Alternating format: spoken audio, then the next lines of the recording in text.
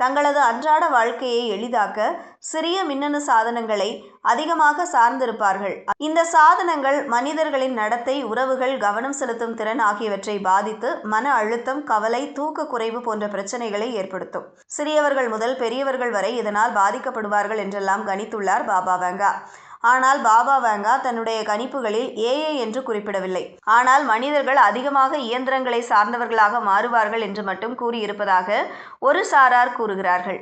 மனிதர்களின் முடிவெடுக்கும் திறனை விஞ்சும் அளவுக்கு வேகமாக தொழில்நுட்பம் வளர்ந்துள்ளதாகவும் அது மனித வாழ்க்கையின் முக்கிய துறைகளில் கட்டுப்பாட்டை பெறக்கூடும் என்றும் எச்சரித்து உள்ளாரே தவிர ஏஐ என்ற வார்த்தை பயன்படுத்தப்படவில்லை என்கிறார்கள்.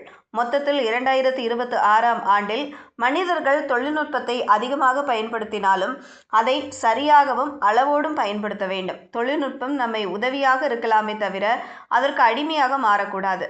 ரோபோக்கள், ஆட்டோமேஷன் வேலை மற்றும் வாழ்க்கையில் பல உதவிகளை செய்தாலும் கட்டுப்பாடு வைத்து பயன்படுத்த வேண்டும் என்பதுதான் பாபா வேங்காவின் கணிப்புகளின் மூலம் தெரிய வருகிறது. மனிதர்கள் சிறிய தொழில்நுட்பங்களின் அடிமைகளாக மாறுவார்கள் என்ற பாபா வேங்காவின் இந்த கணிப்புகள்தான் மக்களின் கவனத்தை பெற்று வருகிறது.